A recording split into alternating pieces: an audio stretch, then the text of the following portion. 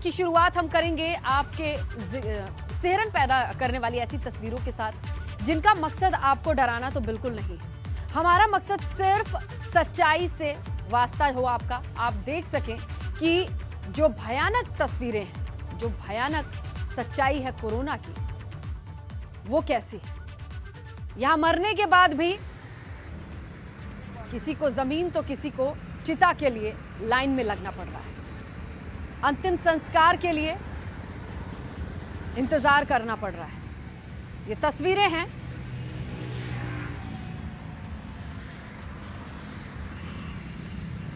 लखनऊ, भोपाल, वाराणसी से, जहां जलती हुई चिताएं इस बात का गवाह हैं कि जिंदगी की लौ बुझने वाले लोगों की संख्या बहुत ज्यादा है। ऐसे लोग और ऐसे इनके परिजन अपनों को या तो दफनाने की या उन्हें अलविदा कहने की जो रिवाज है, उनकी मैयत लेकर खड़े हैं कि उनकी बारी आए ताकि वो अलविदा कह पाएं।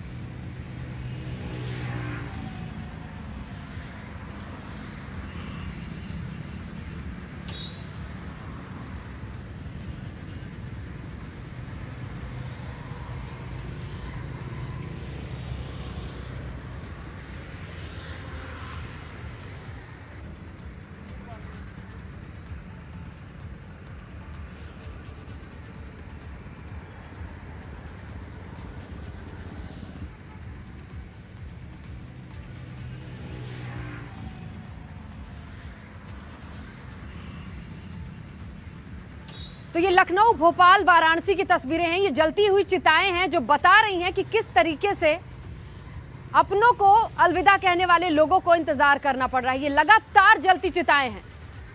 यहां पर जो लोग रहते हैं उन्होंने इतनी सारी चिताओं को एक साथ जलता शायद ही कभी देखा हो, क्योंकि ये आग बुझने का नाम नहीं ले रही है।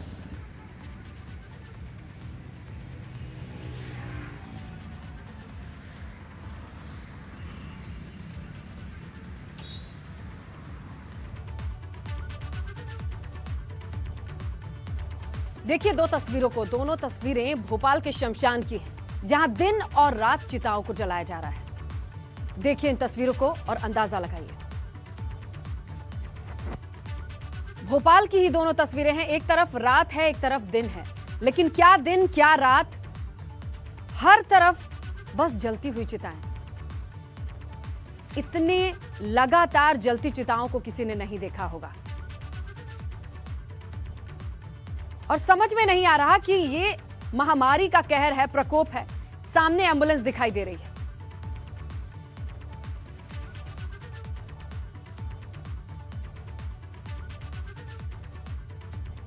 अब हम आपको गाजियाबाद के हिंडन शमशान घाट की तस्वीरें दिखाते हैं, जो शमशान के झूठ की और शमशान की तो सच्चाई है, लेकिन प्रशासन के झूठ की पोल खोल करने के लिए काफी है।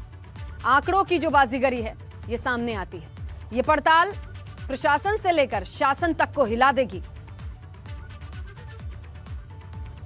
जहां मौत के आंकड़ों को किस तरीके से प्रकाशित किया जाता है, लेकिन जो शमशान घाट की तस्वीरें हैं वो कुछ और ही बयां करती हैं। एबीपी गंगा ने जब जमीन पर जाकर कही जा रही बात और सच्चाई को मिलाने की कोशिश की, तो जो पर्दाफाश हुआ वो जानकर आप डर जाएंगे, क्योंकि जिस तरीके से शमशान घाट में लाइन लगी है, यकीन मानिए आंकड़े उसके आसपास नहीं है। तो सरकार और प्रशासन जिस तरीके से मौत के आंकड़ों को प्रकाशित कर रही है, सच्चाई की रोशनी से वो दूर है। लगातार कोविड से स्थिति भयावह बनी हुई है। हम इस समय मौजूद हैं गाजियाबाद के मोक्ष धाम पर और हम आपको ये दिखाने आए हैं कि ग्राउंड जीरो की रिपोर्ट क्या है। जो आंकड़े सरकार रोजाना जारी करती है, क्या वो सच है और उनमें क्या सच्चाई है। अगर गाजियाबाद की बात की जाए तो गाजियाबाद के जो सरकारी आंकड़े हैं वह मरने वालों की संख्या अभी तक उसमें 104 है। लेकिन हम इस समय जहां हिंडन पर पहुंचे हैं और हम आपको तस्वीरों में दिखाते हैं कि यहाँ पर किस तरीके से कोविड जो पेशेंट हैं उनसे मरने वालों की संख्या किस तरीके से देखी जा सकती है। ये एम्बुलेंस हैं जिनमें डेड बॉडीज़ आई हैं जो कोविड पेशेंट हैं। ये लगातार यहाँ पर अगर बात की जाए एम्बुलेंस का तो यहाँ पर तांता लगा हुआ है और यहाँ पर एक नहीं, इस समय यहाँ पर 10 एम्बुलेंस मौजूद हैं जो ग्राउंड जीरो पे है हमें यह दिखाई दे रहा है कि यहाँ पर 10 एम्बुलेंस इस समय यहाँ पर मौजूद है। हम आपको दिखा रहे हैं, ये सभी कोविड पेशेंट की डेड बॉडीज़ हैं जो यहाँ पर लाई गई हैं अंतिम संस्कार के लिए। लेकिन हम फिर वही कह रहे हैं कि जो सरकारी आंकड़े हैं वह सरकारी आंकड़े बिल्कुल अलग हैं, बिल्कुल जुदा हैं। लगातार जिस तरीके से कोविड की स्थिति इस समय भयावह बनी हुई है, हम आपको वही तस्वीर दिखा रहे हैं, ग्राउंड जीरो की रिपोर्ट दिखा रहे हैं। और हम ये ग्राउंड जीरो की रिपोर्ट्स आपको इसलिए दिखा रहे हैं क्योंकि जो सरकारी आंकड़े हैं वह बिल्कुल अलग हैं ग्राउंड जीरो पर। तो लगातार आप देख रहे हैं, लगातार यहाँ डेड बॉडीज़ का आने का जो सिलसिला है इस समय जारी है। ये बताइए कि आप यहीं रहते हैं, क्या नाम है आपकी? यहाँ पर जो डेड बॉडीज़ हैं कितनी आती हैं? सर अभी तो 2 दिन से थोड़ा बढ़ गया है। कितना बढ़िया है, कितनी सर लगभग 6-7 का रेशो हो गया रोजाना का? और इस समय आज अभी तक कितनी? अभी तक तो हमने काउंट नहीं किया। देखिए जो स्थिति है ग्राउंड जीरो की वो बिल्कुल उन आंकड़ों से अलग है जो आंकड़े हमें रोज़ाना दिखाई देते हैं और दिखाए जाते हैं, हमें बताए जाते हैं। हमारा किसी को डराने का कोई भी उद्देश्य नहीं है, लेकिन हमारा ये ज़रूर बताने का उद्देश्य है कि जो सरकारी आंकड़े हैं वो बिल्कुल ग्राउंड जीरो पर अलग हैं और अधिकारी अपनी समय जिम्मेवारी से बच रहे हैं और उन आंकड़ों के पीछे अपनी नाकामी को छुपा रहे हैं। गाजियाबाद से एबीपी गंगा के लिए मैं शक्ति सिंह।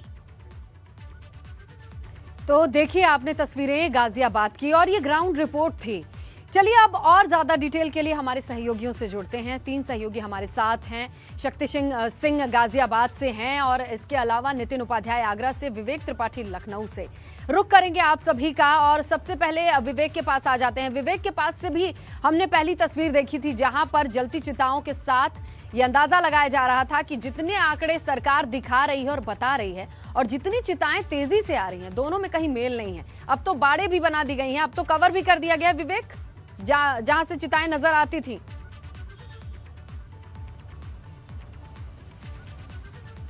जी देखिए, शुतुरमुर्ग हो गई है यहाँ की नगर निगम के अधिकारी, शुतुरमुर्ग हो गए हैं। गड्ढे में सर डाल के ये जताना चाहते हैं कि कुछ दिख नहीं रहा है, लेकिन ये उनकी गलतफहमी है।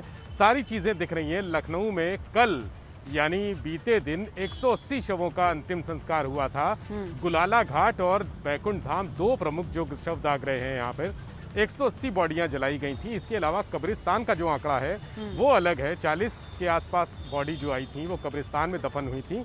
ये आंकड़ा चौंकाने वाला है और अफसर कह रहे हैं कि 25 और 20 और 22 लोगों की कोरोना से मौत हुई है। जो बाकी बॉडियां हैं वो किसी और बीमारी से ग्रसित लोगों की थी, बाकी शव अन्य बीमारियों से ग्रसित लोगों के थे। तो ये जो सरकारी आंकड़े दबा के छुपा के बताए जा रहे हैं, ये सारी चीज़ें शो कर रही हैं कि यहाँ पर सरकार और सरकार के जो नुमाइंदे हैं, जो नीचे नगर निगम के अधिकारी हैं, जो स्थानीय प्रशासन है, वो न किसी तरह से जो विभीषिका है कोरोना की वो कम करके दिखाना चाह रहे हैं। अधिकारियों का ये कहना है कि ये शव आसपास के जनपदों के हो सकते हैं। अच्छा।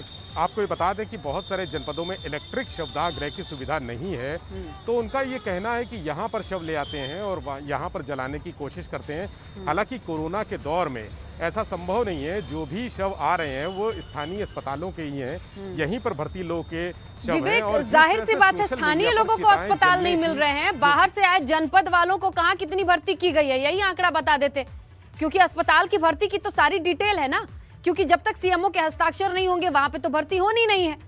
तो ये कैसे बता के बरगला सकते हैं कि ये कहीं और से आए लोग होंगे, लखनऊ वालों को बेड नहीं मिल रहे हैं, ये कैसा लॉजिक है?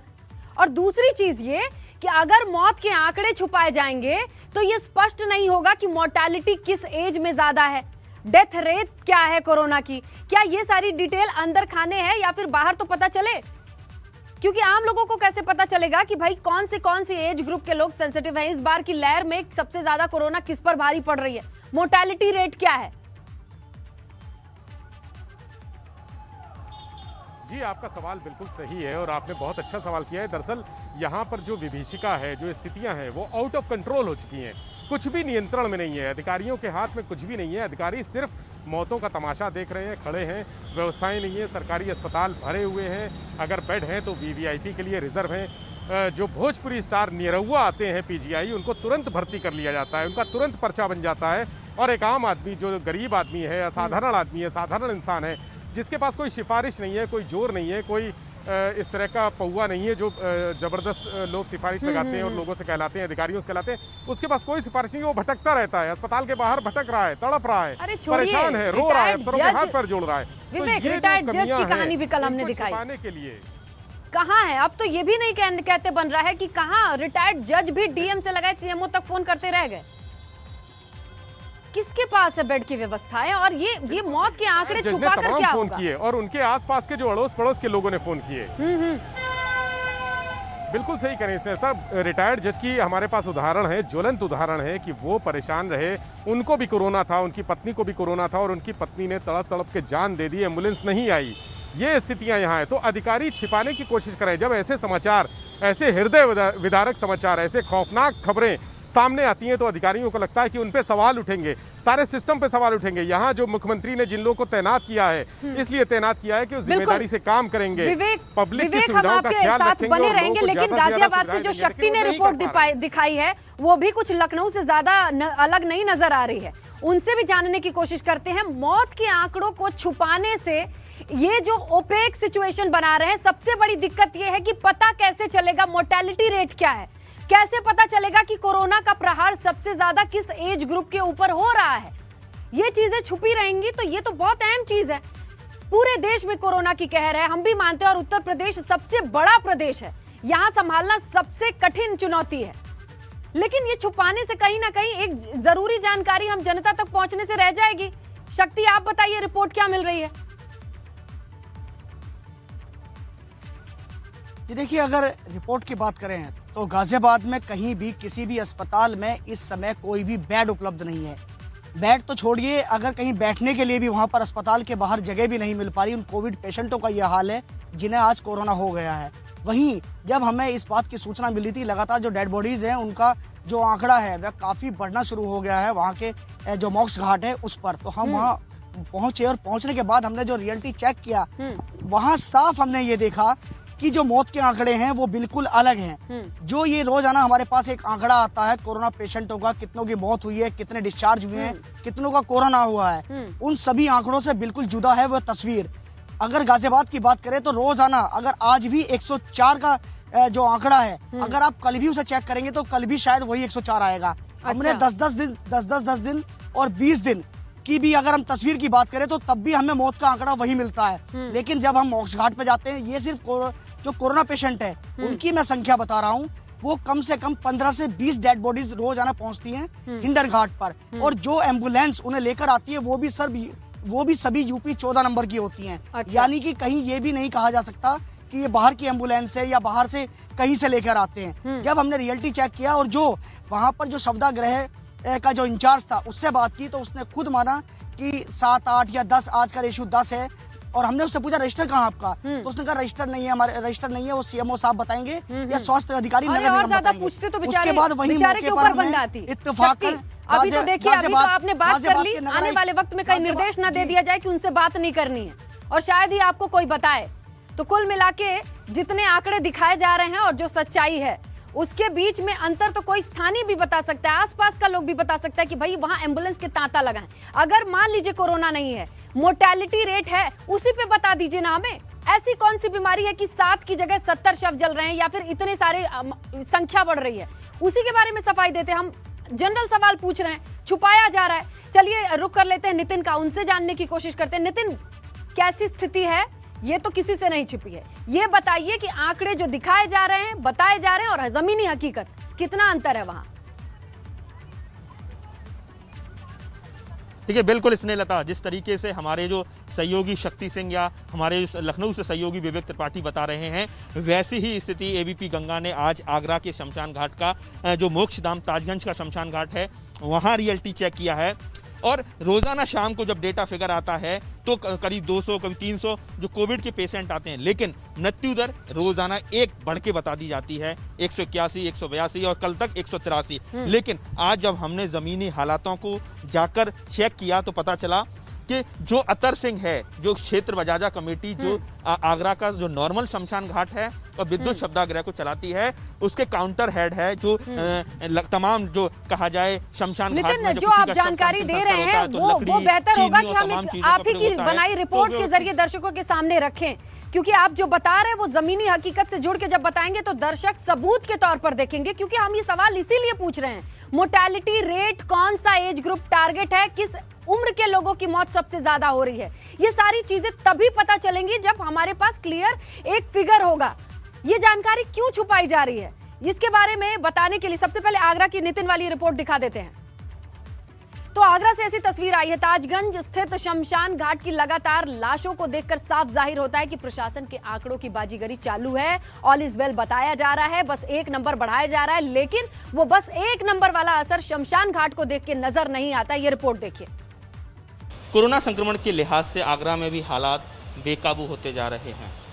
ऐसे में इस समय मैं मौजूद हूँ मोक्ष धाम ताजगंज में। बिल्कुल ताजमहल से लगता हुआ ये शमशान घाट है और आप देख सकते हैं कि श्री क्षेत्र बजाजा कमेटी यहाँ इस पूरे शमशान घाट में व्यवस्थाएं देखती है और लगातार ये देखा जा रहा है कि बड़ी संख्या में डेड बॉडीज़ इस शमशान घाट में पहुंच रही हैं। हमारे साथ वो व्यक्ति मौजूद हैं जो लगातार जो भी व्यक्ति के किसी प्रियजन की मौत होती है तो यहाँ से ही जो भी अंतिम संस्कार में चीज़ें प्रयोग में लाई जाती हैं, मसलन लकड़ी और अन्य सामान, तो यहाँ से ही उसकी पर्ची काटी जाती है। तो अब मैं आपसे बात करना चाहूँगा, क्या नाम है आपका? जी मेरा नाम अतर सिंह। अतर जी, ये बताइए कि पिछले 4-5 दिनों में स्थिति बदली है आगरा में, जिस तरह से लखनऊ में या अन्य शहरों का हाल है। एक औसतन कितनी जो शव होते हैं, डेड बॉडीज़ होती हैं, कितने आते थे और अब कितने बढ़ गए? कोई 20% का इजाफा तो हुआ है। गर्मियों में वैसे भी दर बढ़ती है, लेकिन 4-5 दिन से कुछ ज़्यादा। वैसे अगर बात की जाए, संख्या की बात की जाए, कितनी एवरेज औसत कितनी लोगों का अंतिम संस्कार होता था और अब कितने का होने लगा है? अब तो पूरा रजिस्टर मेंटेन किया। हाँ, 15 से लेके 18-20 तक होती थी, अब बॉडियाँ 25 से ऊपर जा रही हैं। 25 से ऊपर जा रही हैं जी। यानी करीब करीब 5 से लेकर 10 बॉडी एक्स्ट्रा रेगुलर आ रही है जी। तो आप समझ सकते हैं। और यही हाल जो विद्युत शवदाह है वहाँ भी यही हाल है? हाँ, वहाँ का तो डबल से ज़्यादा एवरेज है इस समय। डबल से ज़्यादा है जी। तो वहाँ कितना फिगर रहता था औसतन?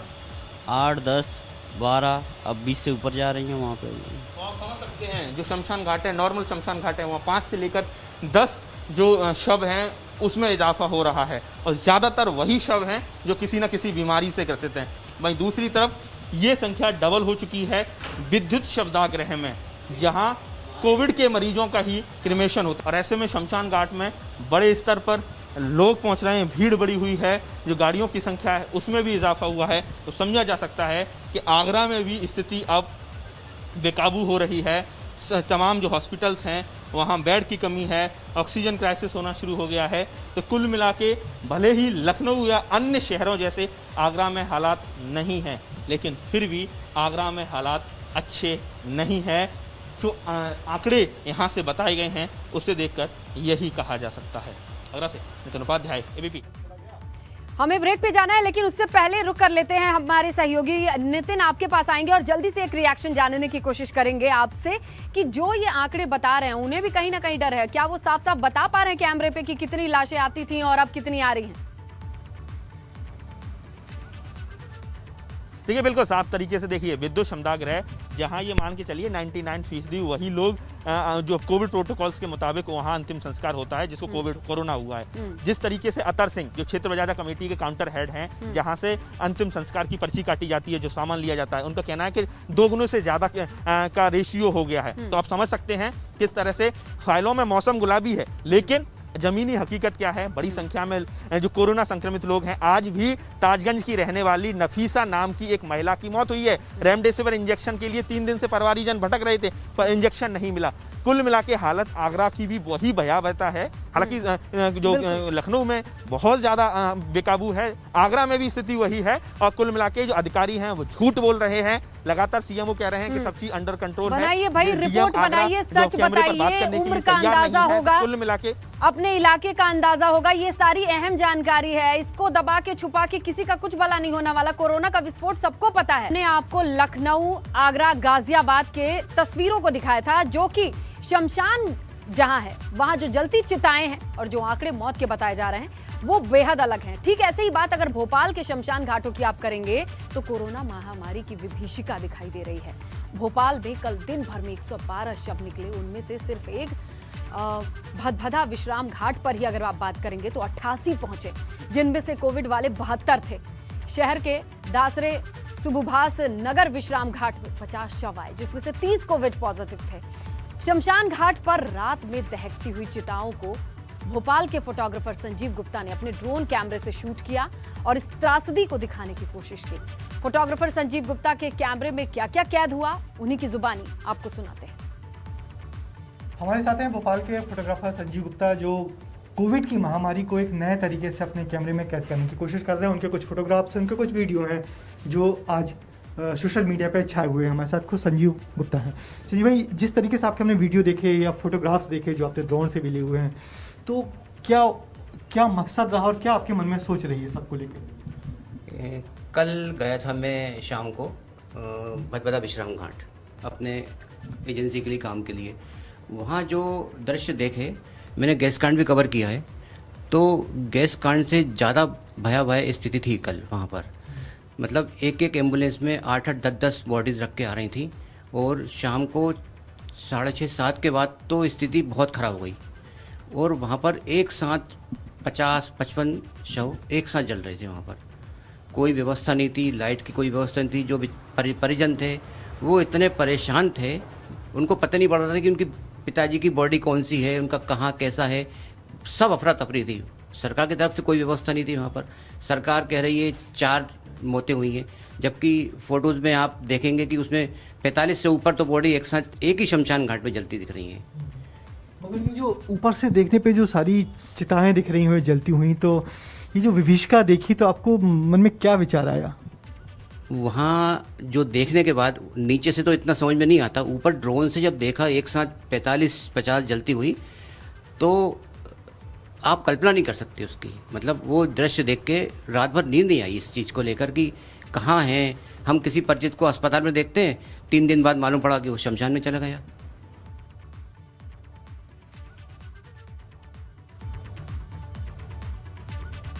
तो ये फोटोग्राफर की ड्रोन कैमरे से आई तस्वीरें हैं जो वाकई सोचने पर मजबूर करती हैं। उनका कहना है कि भोपाल गैस त्रासदी में भी जब उन्होंने कवर किया था, इतनी लाशें एक साथ नहीं देखी थी जो आज के दौर में देख रही हैं। और इन्हीं लाशों के दौर में जो आंकड़ों का खेल चल रहा है, इस पर हमारी लगातार ये चर्चा चल रही है। ग्राउंड रिपोर्ट हम आपको दिखा रहे हैं, हम उस पर वापस जाएंगे। हमारे संवाददाता हमारे साथ लगातार बने हुए हैं, जिन्होंने ये सारी चीजें देखी हैं, उन्हीं की जुबानी हम सुनने और समझने की कोशिश कर रहे हैं।